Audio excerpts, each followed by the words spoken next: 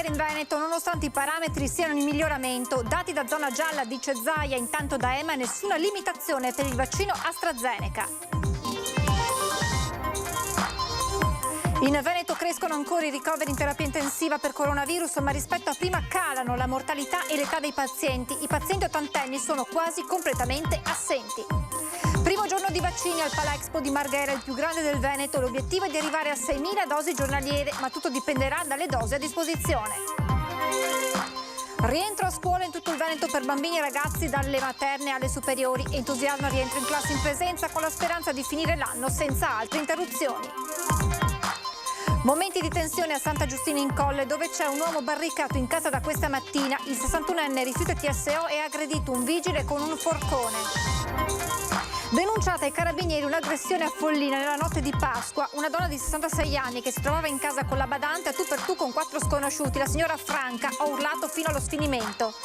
Cerimonia questa mattina a Treviso in ricordo del tragico bombardamento del 7 aprile 1944. Una giornata in ricordo delle vittime della guerra, pensando anche a quelle del coronavirus accomunate dai rintocchi della campana dalla torre civica. Edizione regionale dei telegiornali di Antenna 3, buonasera e ben ritrovati. Apriamo dunque con l'emergenza coronavirus perché resta alta la pressione negli ospedali del Veneto, ma sono in miglioramento i parametri. Intanto da EMA nessuna limitazione alle somministrazioni del vaccino AstraZeneca. Gli eventi rari di trombosi cerebrale sono effetti collaterali molto rari del vaccino AstraZeneca. È la conclusione a cui è arrivata l'Agenzia Europea del Farmaco, chiamata ancora una volta a pronunciarsi sul vaccino di Oxford, sottolineando poi che il rapporto tra rischi e benefici restano positivi. Al momento EMA non ha dato nuove indicazioni all'utilizzo di AstraZeneca né a categorie o fasce d'età di cittadini, demandando ad ogni singola nazione la decisione di utilizzo. Il presidente Zaia stamane nel corso del consueto punto stampa aveva espresso le sue preoccupazioni nel caso di nuove limitazioni. Che se accade questo, a parità di forniture, noi faremo solo richiami. Cioè questa è una tragedia.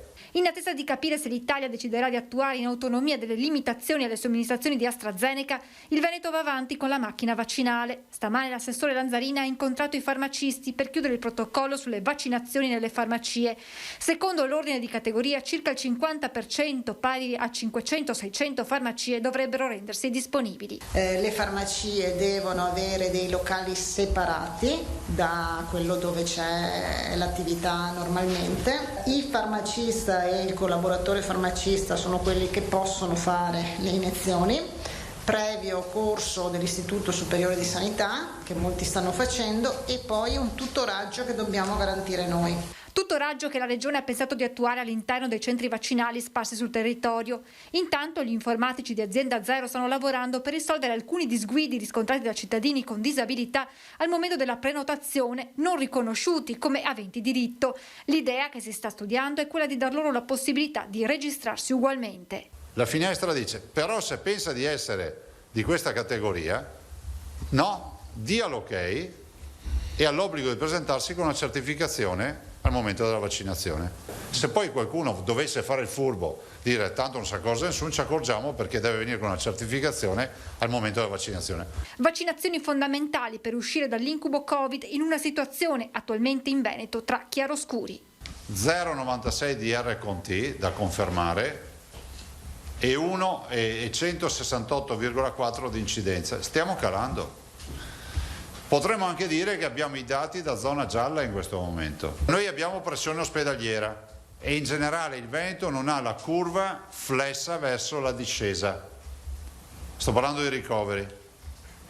Idem per le terapie intensive. Di certo il mese d'aprile come si può dire, lo facciamo un po' tutto in trincea. Come avete sentito resta alta la pressione sugli ospedali del Veneto, dove crescono ancora i ricoveri in terapia intensiva per coronavirus, ma rispetto a prima calano sia la mortalità che l'età dei pazienti. Quelli ottantenni infatti sono quasi completamente assenti. Abbiamo attualmente attivi 659 letti sui 1000 disponibili. Questo è un dato che sta continuamente aumentando. Per quanto riguarda l'andamento dei posti occupati, abbiamo ancora un aumento. Ad aprile l'aumento delle terapie intensive in Veneto non è stato ripido come a marzo, ma ha registrato comunque una ripresa significativa. Le terapie intensive per malati di Covid superano i 300 posti letto, la metà del totale, registrando una tendenza che potrebbe far toccare il picco di dicembre. Dato positivo è che si sta delineando una riduzione della mortalità in terapia intensiva, nel senso che rispetto al periodo in cui eravamo intorno al 43-44%, sembra che il dato oggi vada a posizionarsi intorno al 35%. La diminuzione dei decessi in terapia intensiva è probabilmente legata al calo dell'età dei ricoverati. I sessantenni sono il 38% e i settantenni il 36%, mentre gli ottantenni sono quasi completamente scomparsi. La situazione è stabile dal punto di vista clinico, ma pesa fino ad imporre la riduzione dell'attività ordinaria dal punto di vista gestionale. Da una parte è stato necessario reclutare ulteriore personale, quindi personale che prima faceva attività di sala operatoria, sia medico che infermieristico, viene trasferito a lavorare in terapia intensiva. Dall'altro però vuole anche dire sospensione delle ferie, vuol dire turni di lavoro più frequenti, perché per quanto si ricorra anche all'acquisto di prestazioni aggiuntive, questo vuol dire che c'è un carico di lavoro in più sul personale. In più, in alcune situazioni si lavora anche, oltre standard, quindi se normalmente un anestesista segue 6-8 pazienti o 6 pazienti in terapia intensiva, adesso ne segue 8 o 9 per riuscire a garantire la copertura. Primo giorno di vaccini al Palexpo di Marghera, il più grande del Veneto. L'obiettivo è di arrivare a 6.000 dosi giornaliere, ma tutto dipenderà dalle forniture. La vaccinazione viene fatta sulla spalla, potrebbe avere un pochino di febbre tra oggi e domani, ma è una febbre che va via da sola nel giro di qualche ora. È operativo al Palexpo di Marghera, l'hub di riferimento per la campagna vaccinale dell'ULSS 3, il più grande del Veneto. Poi ha questa capacità di essere baricentrico nell'azienda ULSS 3, perché Venezia è di qua, Mestre di là, l'Elettroterra di Milano Dolo dall'altra parte, la Romea è a tiro per Chioggia, per noi diventa ed è sempre stato pensato come l'hub di riferimento. Quindi va a recuperare quel polmone importantissimo di attività di lavoro che fino in origine era stato pensato per l'azienda. Gli spazi sono ampissimi, l'utente segue un percorso preciso, dalla misurazione della temperatura al ritiro del numero progressivo dopo aver varcato le porte mobili, passando alle postazioni per anamnesi, somministrazione del siero e compilazione delle pratiche per prenotare la data del richiamo. È aperto 12 ore, l'obiettivo è di arrivare a 6.000 dosi al giorno, ma tutto dipende dalle forniture. Le forniture, almeno per noi, stanno garantendo naturalmente sia le dosi di richiamo che una discreta potenzialità per quanto riguarda le prime dosi. È logico, se qui stiamo scaldando i motori, se arrivano vaccini, noi siamo a questo punto in grado di somministrarli e dare un buon servizio a tutta la popolazione. La prima ad essere vaccinata, un'anziana signora. La prima sensazione l'ho avuta io, che sono stato contento di vedere una persona motivata, che è venuta presto, contenta di fare la vaccinazione e orgogliosa del suo bigliettino con scritto numero 1, e lei ha aperto il centro ufficialmente. Dopo di lei sono arrivate molte altre persone, oggi facciamo molti fragili, dei 720 persone chiamate oggi, 540 sono fragili, cioè persone con patologia oppure con grave disabilità. È uno dei centri più avanzati in Italia, ecco, la speranza è che possa vaccinare molto. C'è una Ferrari nel nostro garage che è questa, l'importante è che arrivi una benzina costante per farla funzionare. Oggi la benzina purtroppo arriva a singhiozzo da Roma e da Bruxelles, è importante invece avere un rifornimento adeguato. E l'arrivo di 41.000 dosi di siero Pfizer fa ripartire le vaccinazioni degli ultraottantenni e degli over 75 fragili. Entro fine aprile i più anziani saranno immunizzati, assicura l'ULSS Euganea. Da fine mese parte anche la collaborazione con i medici di base per la vaccinazione AstraZeneca alla fascia 70-74 anni. 18.000 dosi all'USL 6 Euganea e altre 23.000 all'azienda ospedaliera di Padova e IOV. L'arrivo della nuova scorta del siero Pfizer fa ripartire la macchina delle vaccinazioni nel Padovano. I primi ad essere vaccinati saranno gli ultraottantenni che la scorsa settimana si sono visti cancellare la prenotazione a causa della fine delle dosi.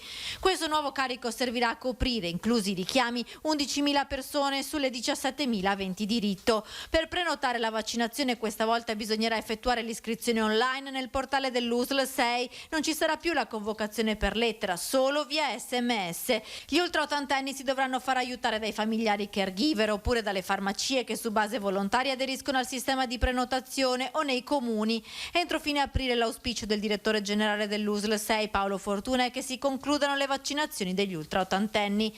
Parallelamente l'USL 6 ha aperto anche un nuovo slot di prenotazione online per la fascia 75-79 anni con AstraZeneca, sapendo però che circa un 20% di questi soggetti dovrà poi, in base alle patologie, ricevere Pfizer. Si parte anche con la collaborazione con i medici di base. Da venerdì si organizzeranno intanto per effettuare vaccinazioni con AstraZeneca sulla popolazione 70-74, possibilità di identificare appunto coloro che hanno l'indicazione AstraZeneca e quindi procederanno in questo senso. Dal 22 aprile inizieranno anche con le vaccinazioni a domicilio per i super fragili che non possono muoversi da casa. Da maggio inoltre, sempre in base alla disponibilità, si partirà con una campagna di vaccinazione strutturata con AstraZeneca.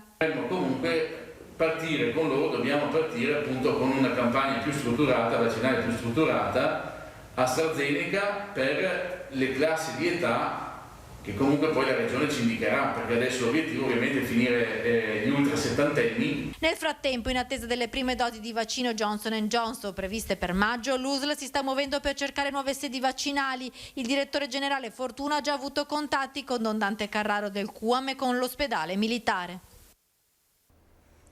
E restiamo a Padova perché in azienda ospedaliera si registrano 2 focolai di Covid, uno dei quali sarebbe nel reparto di geriatria del Sant'Antonio, a confermarlo i vertici dell'ospedale.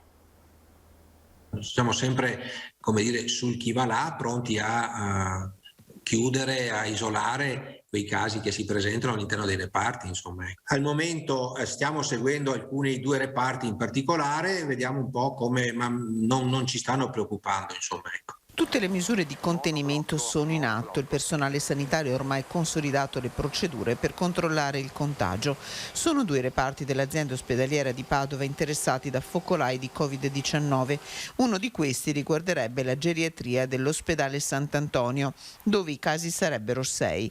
Indagini sono in corso per capire quale sia l'origine del contagio, se portato dall'esterno, se dovuto alla presenza nel reparto di personale non vaccinato. Circa il 10% dei dipendenti dell'azienda ospedaliera non si è sottoposto alla vaccinazione anti-Covid. Gli elenchi adesso sono in mano alla Regione per capire quali siano le motivazioni all'origine del rifiuto. Nel frattempo Padova resta la provincia veneta con il maggior numero di contagi. Le vaccinazioni continuano, più di 5.000 anche martedì. Compie un anno la stanza 6 al 5° piano del Dipartimento Prevenzione dell'USL Dolomiti, il cuore pulsante dell'attività di contact tracing. Il tracciamento dei contatti di soggetti positivi ha ormai superato quota 58.000, più di un quarto della popolazione dell'intera provincia di Belluno. Un anno di superlavoro, 7 giorni su 7 per 12 ore al giorno, nessuna sosta per il team del contact tracing al 5° piano del Dipartimento di Prevenzione. La stanza 6, il luogo dove il gruppo di lavoro coordinato dalla dottoressa Marica Battistin ha preso in carico i positivi, tracciato i contatti, attivato le misure di quarantena, svolto la sorveglianza attiva e programmato i tamponi d'uscita. Ci siamo resi conto proprio in questi giorni di aver contattato circa 58.000 persone, che per la nostra comunità è un numero elevatissimo. Siamo tanto orgogliosi del lavoro fatto, ma ce n'è ancora tanto da fare. Un team di 18 persone preparato anche ad aiutare e sostenere i soggetti raggiunti dalla telefonata chiave, quella che li individua come contatti stretti di persone positive al Covid-19. La nostra telefonata è paragonabile a un vero e proprio tsunami nella vita delle persone. Noi entriamo, cerchiamo di entrare con gentilezza, in punta di piedi, i miei collaboratori sono bravissimi tutti quanti, è chiaro che andiamo a sconvolgere quella che è la realtà quotidiana delle persone. Impegni, lavoro, tutto cambia con una telefonata che crea ansia e preoccupazione per la propria salute e per quella dei propri cari, ma il contact tracing si è rivelata attività fondamentale per contenere il dilagare del virus. È la chiave di tutto il nostro lavoro, perché se noi riusciamo ad intercettare tutte le persone che sono venute a contatto con una persona positiva, quindi che a loro volta possono essere state contagiate, permettiamo loro di non farsi da catena di non far proseguire la catena di contagio. Un anno che è divenuto simbolo della lotta al virus attraverso gli strumenti scientifici e grazie al lavoro superbo dei professionisti dell'azienda sanitaria delle Dolomiti. Il vaccino, la svolta in tandem con i comportamenti consapevoli del singolo. Ce la possiamo fare con una cosa che abbiamo tutti a disposizione, che è il comportamento umano, la scelta di scegliere proprio di usare una mascherina, di tenere un distanziamento sociale, di igienizzare le proprie mani qualora ci si trovi in contesti che sono poi pericolosi. Mantenere queste semplicissime regole ci permette di non contagiarci e non contagiare a nostra volta altre persone. Le libertà devono essere garantite a tutti e questo è il pensiero del presidente del Veneto Luca Zaia, che così interviene nel dibattito sempre più acceso dal punto di vista politico attorno al disegno di legge Zan sull'omofobia. Verrà trovata la migliore formula, dice Zaia, e penso che non ci sia nessuno che vorrà negare l'evidenza. Io penso una cosa, intanto non ho letta questa PDL, non ho avuto modo di leggerlo. 2, vedo che c'è un dibattito trasversale, non coinvolge solo la Lega questo dibattito, è a 360 gradi. 3, penso che il principio della civile convivenza sia sempre lo stesso, la tua libertà finisce dove inizia la mia e ci voglia sempre il rispetto di mezzo, no?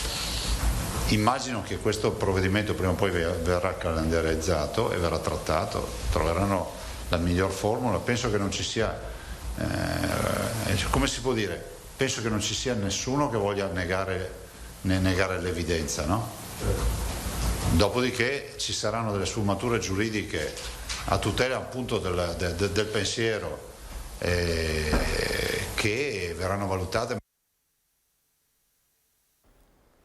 Dopo lo stop dal 15 marzo, oggi rientro a scuola per gli studenti veneti al 100% per elementari e medie, al 50% per quelli delle superiori.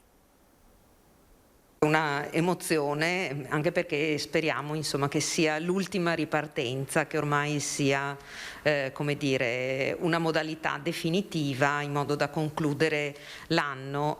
L'auspicio della dirigente del liceo Canova riassume bene la speranza del mondo della scuola nel giorno della seconda ripartenza dopo lo stop di Natale e di marzo. Tra gli studenti, assieme alla gioia del ritrovarsi, serpeggia il timore di nuove chiusure. Tornare è sempre comunque qualcosa di piacevole. Certo la DAD porta anche i suoi vantaggi, però tornare in presenza con i compagni è completamente diverso. Mancava la presenza, stare qui con i compagni, comunque è la cosa che durante la DAD un po' ha disturbato. Mi mancavano i miei compagni, poi ascolto di più quando sono in presenza, a casa mi distraggo. Ma è stato difficile secondo me tornare dopo tutto questo periodo sui computer. Sicuramente per i ragazzi è una grandissima fortuna, noi siamo contenti. Siamo lì ogni settimana che non sappiamo se torneremo in presenza oppure saremo in distanza e quindi incrociamo le dita. Fare avanti e indietro, a volte a casa, a volte a scuola,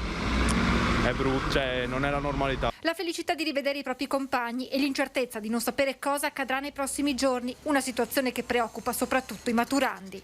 Più che altro è la speranza di poter fare l'esame in presenza con una preparazione migliore possibile. Speriamo di rimanere il più possibile, speriamo che questo alternare delle settimane continui, perché siamo una settimana in DAD, una settimana in presenza. Ripartenza positiva anche sul fronte trasporti, non si sono registrate particolari criticità grazie anche alla presenza degli steward che hanno indirizzato i ragazzi verso i mezzi a disposizione. Passiamo adesso alla cronaca, momenti di tensione oggi a Santa Giustina in Colle, nel Padovano, dove c'è un uomo barricato in casa da questa mattina. Il 61enne rifiuta il TSO e ha aggredito un vigile con un forcone. Un'intera via chiusa, carabinieri, vigili del fuoco a presidiare i varchi. Un uomo di 61 anni si è barricato in casa a partire dalle 10 di questa mattina, rifiutando di sottoporsi ad un trattamento sanitario obbligatorio. Ore di tensione culminate in un'aggressione ad un agente della polizia locale che era arrivato per prelevarlo. Secondo una prima ricostruzione, il 61enne, che soffre di problemi psichici, avrebbe cercato di infilzare con un forcone il vigile, colpendolo violentemente allo sterno, ma fortunatamente l'agente si è salvato grazie allo scudo protettivo che aveva indossato. Sul posto sono arrivati anche i carabinieri, che hanno chiuso via Dante, circa mezzo chilometro di strada che collega Santa Giustina in Colle con Villa del Conte. A quanto si apprende, il 61enne, barricato in casa, è solo, mentre l'anziana madre vive in una porzione di bifamiliare accanto. Le forze dell'ordine stanno tentando di instaurare un canale di comunicazione con l'uomo. Sul posto anche il comandante provinciale dei carabinieri, il colonnello Antonio Manzini, che sta cercando una mediazione per convincerlo ad uscire. Ci spostiamo in provincia di Treviso, a Follina, dove nella notte di Pasqua è stata denunciata un'aggressione. Un gruppo di 3-4 uomini sarebbe entrato in casa di una donna di 66 anni che si trovava con la sua badante. Ho urlato fino allo sfinimento, racconta la signora Franca. Indagano ora i carabinieri. Uno mi ha presa per il collo, mi ha tirato i capelli, mi ha scosso e così. Non l'ho ancora fatto io. Io ho urlato più che potevo. Ho urlato tanto che mi sono sfinita. Ha urlato fino allo sfinimento la signora Franca, solo così, dice, ha fatto scappare il gruppetto di uomini, 3 o forse 4, che tra sabato e domenica di Pasqua le sono entrati in casa, questa abitazione sulla strada principale di Farrò. Sono circa le 2 di notte, Franca, 66 anni, è in camera e sta dormendo quando sente qualcuno che cerca di immobilizzarla. Ero a letto, mi ricordo che ero a letto e aveva gli occhi neri, ma neri come il carbone. Io non ho mai visto occhi neri così. Le urla, prosegue il racconto, fanno svegliare anche la badante, che dorme in una stanza vicina allo stesso piano. È una donna di 61 anni e cerca di intervenire. E anche a lei la strattonano, la fanno cadere per terra e le danno uno sberla, perché lei ha ancora il segno. La signora parla di attimi concitati con gli uomini dall'accento straniero, che però non rubano nulla ed escono di casa a mani vuote e di tutta fretta. Scatta la chiamata al 118 e ai carabinieri, che arrivano sul posto per decifrare i contorni della vicenda. Mentre i militari di Cison stanno procedendo all'acquisizione delle immagini degli impianti di videosorveglianza della zona per verificare eventuali movimenti sospetti, il comune ha avviato a sua volta degli approfondimenti, come conferma il sindaco Mario Colletta, allertati i servizi sociali. In attesa di chiarire dinamiche e dettagli, Franca non è affatto tranquilla. Non è mai successo niente, potevo dormirmene tranquilla. Io adesso a dormire tranquilla, la sera da sola, non me la sento. Individuati gli autori del raid vandalico al cimitero dell'Arcella a Padova, si tratta di 4 giovanissimi del quartiere. Lo hanno fatto per cercare un po' di svago, per movimentare un sabato sera a base di alcolici. Lo sfregio al cimitero dell'Arcella è il frutto della noia. Questa è l'unica giustificazione data dal gruppo di 4 ragazzini denunciati dalla squadra mobile di Padova per vilipendio delle tombe e danneggiamento aggravato. 3 sedicenni di origine straniera e un 18enne padovano sono loro gli autori del raid vandalico al camposanto dell'Arcella la notte di sabato. La banda conosceva bene i luoghi ed era una frequentatrice abituale del parco Milkovic. Proprio sabato sera il più grande dei 4 era stato controllato mentre si aggirava nella zona della parrocchia poco lontano dal cimitero. La polizia ha poi rintracciato i 3 sedicenni che erano soliti uscire insieme. Le indagini hanno rilevato corrispondenze con impronte e tracce di sangue repertate dalla polizia scientifica sulle croci sporcate durante il raid vandalico. La serata dei ragazzi era cominciata presto, cena e bevuta insieme, poi la decisione di fare qualcosa di diverso. Sono usciti e hanno scavalcato la recinzione del parco e da qui il muro del cimitero. Hanno camminato sui tetti delle cappelle dei defunti e poi hanno infierito, infrangendo le vetrate e sradicando croci e fiori. Per il momento i 4 sono stati denunciati, ma anche le famiglie dovranno spiegare come mai a mezzanotte durante il coprifuoco i figli non erano in casa. Cambiamo argomento, cerimonie questa mattina a Treviso in ricordo del tragico bombardamento del 7 aprile 1944, una giornata in ricordo delle vittime della guerra, pensando anche a quelle del coronavirus accumulate dai rintocchi della campana della Torre Civica. –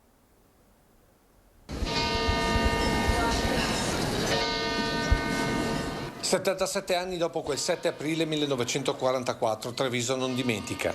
I rintocchi della Torre Civica sono iniziati alle 13.05, ricordando l'inizio del bombardamento che sconvolse la città causando 1.600 vittime, di cui 123 bambini.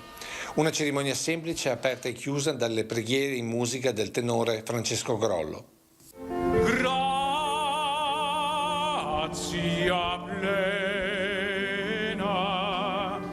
Perché sono momenti di grande emozione questi, dobbiamo ritrovare questa profondità, questo cuore che abbiamo dentro.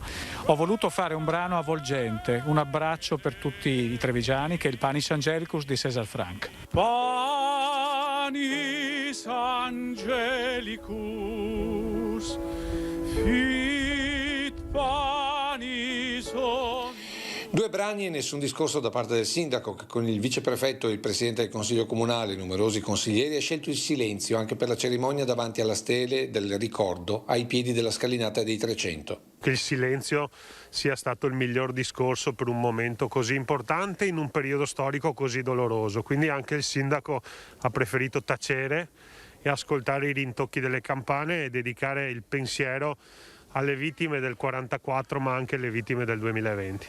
E proprio per ricordare i caduti del contagio che il sindaco è pronto a promuovere una nuova iniziativa. Non lo so se lo faremo il 7 aprile, ma ci sarà una giornata dedicata alle vittime della pandemia, perché è stata l'ennesima pagina della storia della nostra città. Una giornata comune per un dolore e soprattutto un ricordo comune. Santa Maria. Voglio assolutamente dedicare e ricordare le vittime di quell'epoca, ma ricordare anche le vittime di oggi, le loro famiglie. Voglio abbracciare il loro dolore e cercare di sostenerli per quello che posso fare. Ed è tutto, grazie per averci seguito. Adesso previsioni del tempo, buona serata.